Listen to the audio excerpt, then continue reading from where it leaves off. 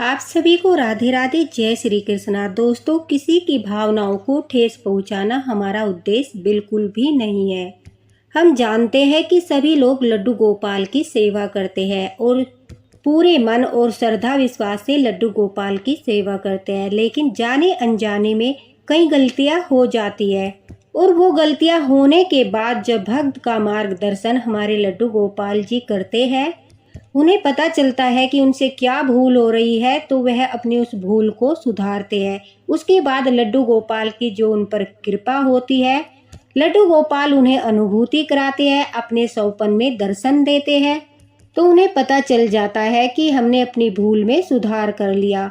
और वह यही चाहते हैं कि हर लड्डू गोपाल भक्तों तक यह लीला कथाएं पहुँचे, ताकि इनके माध्यम से जो गलतियाँ लड्डू गोपाल भक्त जाने अनजाने में कर देते हैं, वो उन गलतियों से बचे। अगर गलतियां कर रहे हैं तो उनमें सुधार करे, तो लड्डू गोपाल की कृपा अवश्य ही उन पर बरसेगी।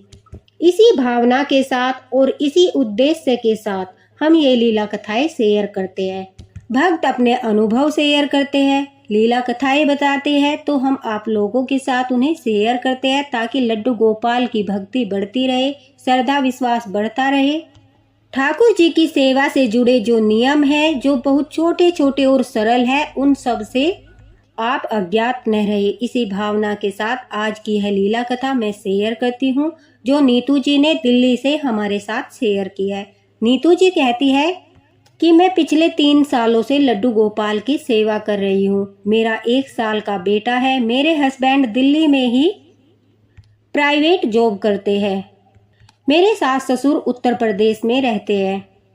मैं उनके साथ किराए के मकान में रहती हूँ, यानी अपने हस्बैंड के साथ मैं किराए के मकान में रहती हूँ। हमारा अभी तक कोई खुद का मकान नहीं था। शादी के 1 साल बाद जब मैं अपने हस्बैंड के साथ वृंदावन गई, तो वहीं से मैं लड्डू गोपाल को लेकर आई थी। घर में लाकर छोटा सा मंदिर विराजित करके उसमें ही मैंने अपने लड्डू गोपाल जी को स्थापित किया। नीतू जी कहती है कि जब मैंने लड्डू गोपाल जी को स्थापित किया, उसके बाद मैंने प्याज लहसुन खाना बिल्कुल छोड़ दिया, क्योंकि मुझे मालूम था कि लड्डू गोपाल जी को सात्विक भोजन का भोग लगता है। तो इस वजह से मैं घर में सात्विक भोजन ही बनाती थी। मेरे हस्बैंड को भी कोई आपत्ति नहीं थी, वो भी बगैर प्याज लहसुन का खाना खुश होकर खाते थे। उनको पता था कि घर में लड्डू गोपाल की सेवा हो रही है, प्याज लहसुन का खाना नहीं बनेगा, तो उन्हें कोई आपत्ति नहीं थी। हम दोनों पति पत्नी अकेले थे, तो इस वजह से हम दोनों ही सात्विक भोजन करते थे।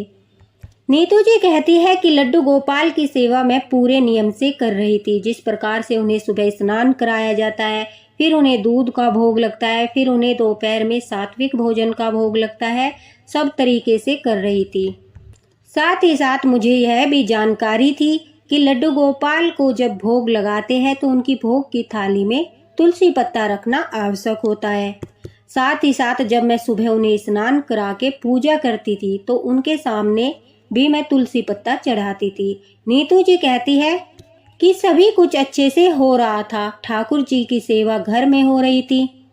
अभी तक मेरी कोई संतान भी नहीं थी, तो मेरा सारा समय जो है ठाकुर जी की सेवा में ही लग जाता था।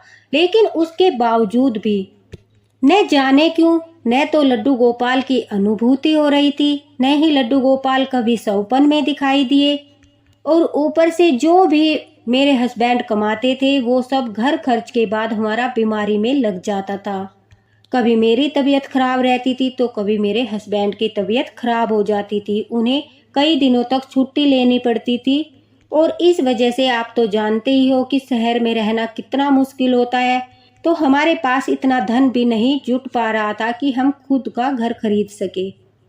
रोज समस्याएं बढ़ती जा रही थी, मन बेचैन रहता था, और ऐसा लगता था कि ठाकुर जी जैसे हमारे साथ है ही नहीं, हमें अनुभूति ही नहीं होती थी। ऐसा लगता था कि लड्डू गोपाल जी को घर में विराजित तो किया है, लेकिन अभी उनमें प्राण प्रतिष्ठा नहीं हुई। लड्डू गोपाल अभी जागृत नहीं हुए, और इसके पीछे का कारण समझ नहीं आ रहा था। मैं रोज पूरे नियम से उनकी सेवा कर रही थी। मेरे हस्बैंड भी जब ऑफिस जाते थे, तो लड्डू गोपाल के सामने हाथ जोड़कर उन्हें प्रणाम करके जाते थे। तो काफ़ी ऐसी चीज़ें थी जिनसे हमें लगता था कि शायद लड्डू गोपाल अभी जागृत नहीं हुए। अब नीतू जी कहती है कि मेरी कोई संतान भी नहीं थी, तो मैंने लड्डू गोपाल से यह अर्जी लगाई कि हे ठाकुर जी, हे बाके बिहारी जी, अगर मेरी संतान हो जाएगी तो जब वह 1 वर्ष की हो जाएगी तब मैं आपके लिए जो है कीर्तन रखूंगी, घर में पूजा पाठ कराऊंगी, आपका कीर्तन कराऊंगी। इसके बाद नीतू जी कहती है ठाकुर जी ने मेरी अर्जी तो स्वीकार कर ली, बाके बिहारी जी ने मेरी अर्जी तो स्वीकार कर ली, मैंने एक बेटे को जन्म दिया, लेकिन कभी उन्होंने सौपन में दर्शन नहीं दिए, कभी अपनी अनुभूति नहीं कराई। सभी लोग लड्डू गोपाल की लीलाएं बताते थे, लड्डू गोपाल के सौपन बताते थे, लेकिन मेरे पास कुछ बताने को था ही नहीं। अब नीतू जी कहती है सारी समस्याओं से गुजरते हुए, परेशानियों से लड़ते हुए अब मेरा बेटा भी 1 वर्ष का हो चुका था, उसका बर्थडे आ गया था। जैसा कि मैंने बाके बिहारी जी को, ठाकुर जी को अर्जी लगाई थी, उसके अनुसार हमने घर में कीर्तन रखने के लिए प्रोग्राम बनाया।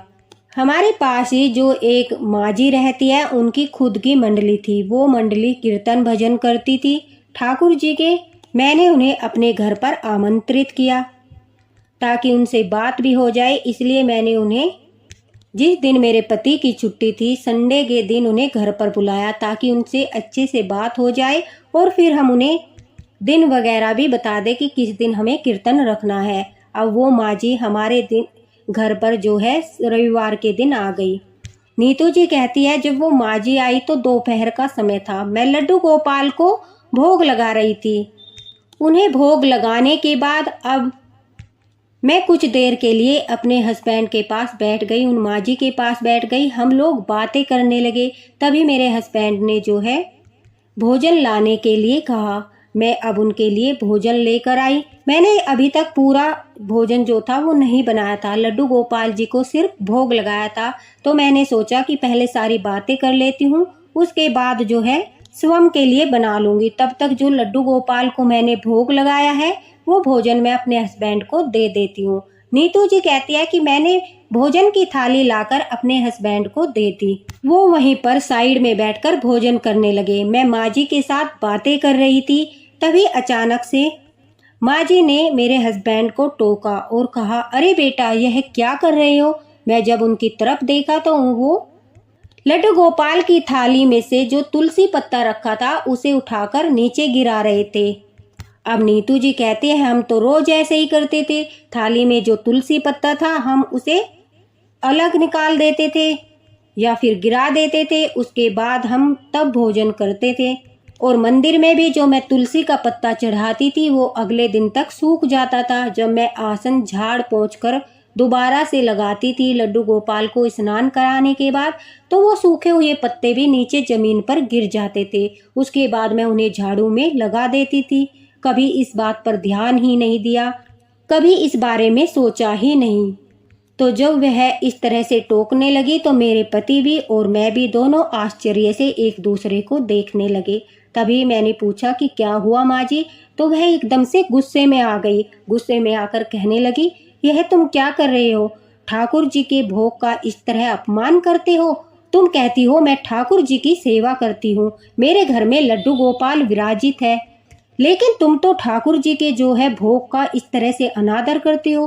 फिर लड्डू गोपाल की कृपा तुम्हारे ऊपर कैसे हो रही है। मुझे विश्वास नहीं होता कि लड्डू गोपाल तुम्हारे ऊपर कृपा कर रहे हैं, क्योंकि जो उनका सबसे प्रिय भोग है तुलसी पत्ता, तुम उसे इस तरह से फेंक देते हो और जो भोजन होता है उसे ग्रहण करते हो। अरे असली प्रसाद तो यह तुलसी का पत्ता ही होता है, असली भोग तो ठाकुर जी का यह तुलसी का पत्ता ही होता है, जिसे तुम मूर्ख लोग इस तरह से फेंक रहे हो। अब उनकी बातें सुनकर नीतू जी कहती है मैं घबरा गई। मैंने उनके एकदम से चरण पकड़ लिए और मैंने कहा कि हमारा मार्गदर्शन कीजिए, शायद आज लड्डू गोपाल ने ही आपको हमारे पास भेजा है, शायद इसीलिए इस समय पर मेरे पति को भूख लगी है ताकि आप अपनी आंखों से यह सब देख सको। हमसे जाने अनजाने में बहुत बड़ी भूल हो गई। हम हर रोज इसे, मेरे पति भी और मैं भी, हम कच्चा तुलसी का पत्ता नहीं खा सकते, हमें इस तरह खाने में अच्छा नहीं लगता, तो इसलिए हम उसे निकाल देते हैं। कभी इस बात पर ध्यान ही नहीं दिया और मंदिर में जो मैं तुलसी पत्ते चढ़ाती हूँ वो अगले दिन तक सूख जाते हैं, उन्हें भी मैं ऐसे ही जमीन पर गिरा देती हूँ।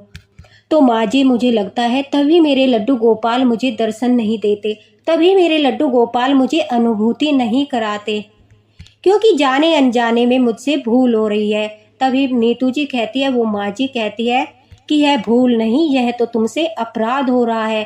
ठाकुर जी का सबसे प्रिय भोग तुलसी पत्ता ही होता है। क्या तुम जानती हो, जो तुलसी माता है वो वृंदा है और वो श्री हरि जी की पत्नी है। श्री हरि ने अपने शालिग्राम रूप में तुलसी से विवाह किया था। तुलसी माता को माता लक्ष्मी के रूप में भी पूजा जाता है, वो धन की देवी भी है। और जब तुम उन धन की देवी के पत्तों का इस तरह से अनादर करोगी तो तुम्हारे घर में फिर बरकत कैसे होगी, तुम्हारे घर में पैसा कैसे आएगा, तुम्हारे घर में खुशहाली कैसे होगी।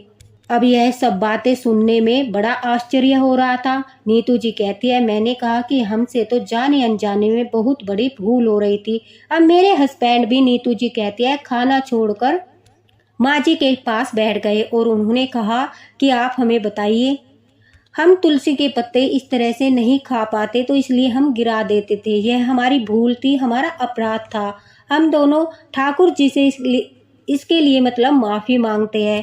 तभी मैं नीतू जी कहती है कि जब से मैंने लड्डू गोपाल को घर में विराजित किया था, मेरे साथ एक और घटना हो रही थी। मैं जब भी लड्डू गोपाल के लिए तुलसी लगाती थी तो वो तुलसी 8-10 दिन बाद सूख जाती थी या कभी कभी काली पड़ जाती थी। मुझे दोबारा से तुलसी भोग के लिए तुलसी लगानी पड़ती थी, लेकिन वह फिर से 10-15 दिन बाद सूख जाती थी। तो अब जब यह बात माँ जी से मैंने शेयर की तो उन्होंने बताया कि यही कारण है, तुलसी माता जो है तुमसे नाराज है। जब तुम उनके पत्तों का अनादर करती हो तो इसी वजह से वो हरी नहीं रहती, वो बार बार सूख जाती है, काली पड़ जाती है। तो दोस्तों, जिस घर में तुलसी के पत्तों का अनादर होता है उस घर में तुलसी सूख जाती है। जहाँ पर ठाकुर जी की कृपा नहीं होती, ठाकुर जी प्रसन्न नहीं होते या हमसे कोई चूक हो जाती है तो वहाँ पर भी तुलसी का पौधा जो है वो नहीं पनपता, हमेशा सूख जाता है या काला पड़ जाता है। तो यह एक बहुत बड़ा संकेत होता है कि हमसे कोई जो है भूल चूक हो रही है। तो ध्यान रखना चाहिए कि क्या कारण है, किस वजह से ऐसा हो रहा है। ठाकुर जी मार्गदर्शन अवश्य करते हैं, उनसे प्रार्थना करनी चाहिए। अब नीतू जी कहती है कि ठाकुर जी ने तो हमारा मार्गदर्शन कर दिया था, हमें अपनी भूल के बारे में पता चल रहा था।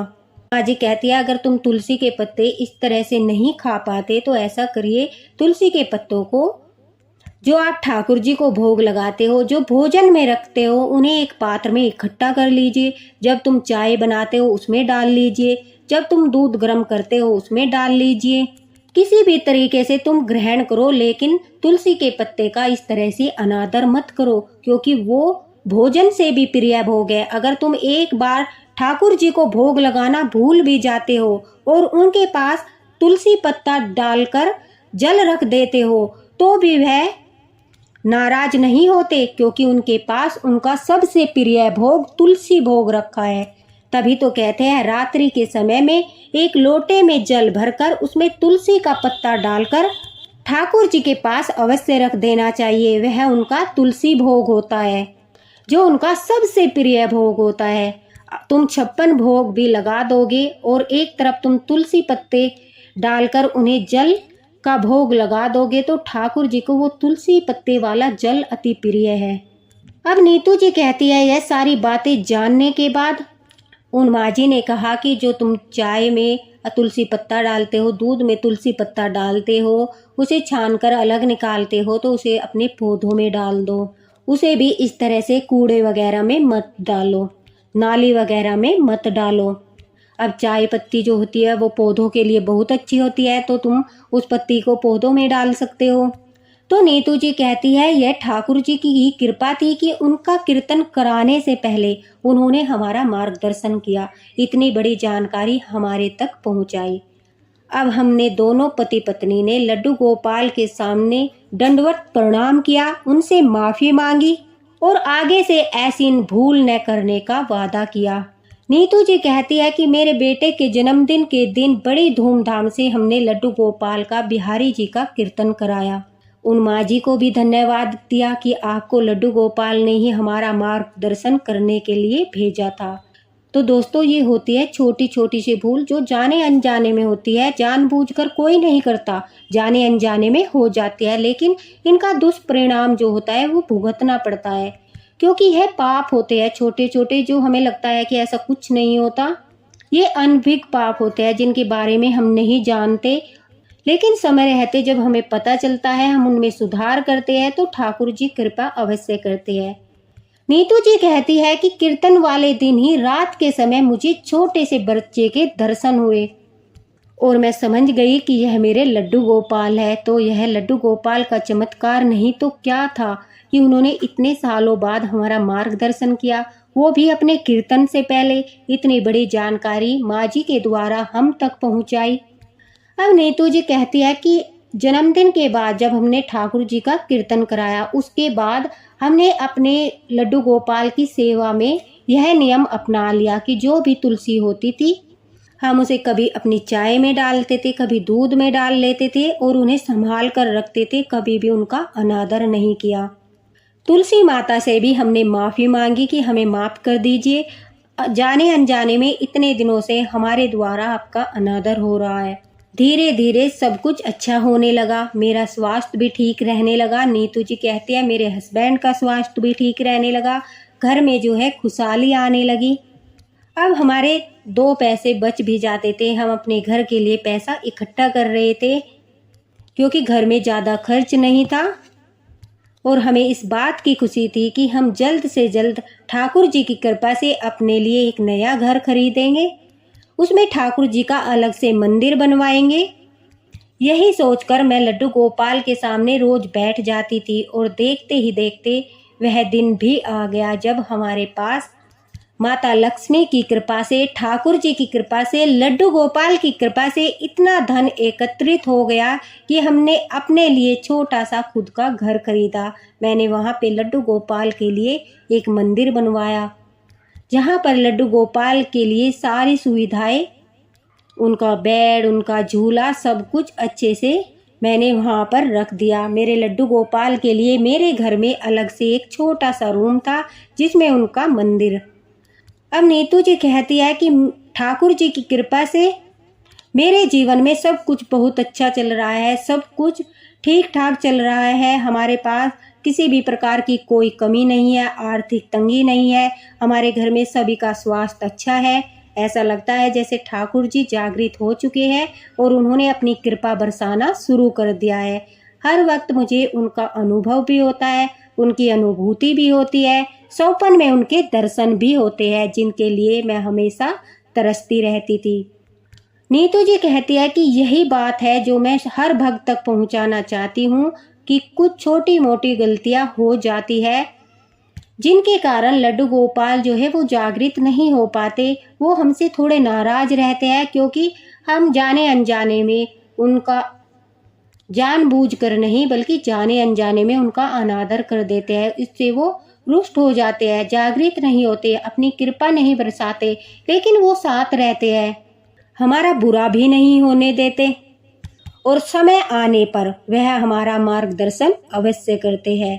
तो दोस्तों अवश्य ही आपको यह लीला कथा पसंद आई होगी और यह जानकारी भी आपको अच्छी लगी होगी, तो वीडियो को ज़्यादा से ज़्यादा शेयर करना ताकि सभी लड्डू गोपाल भक्तों तक यह वीडियो पहुँचे।